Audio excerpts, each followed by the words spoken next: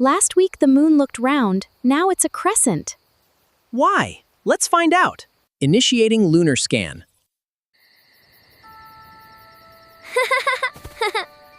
Does the moon change its shape every night?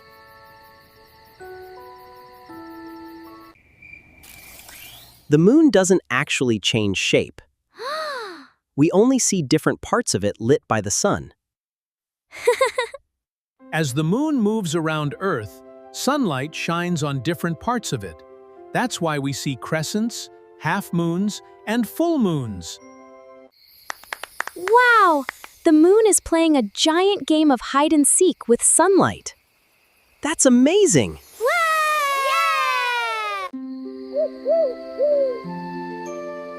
Keep exploring with smart little explorers.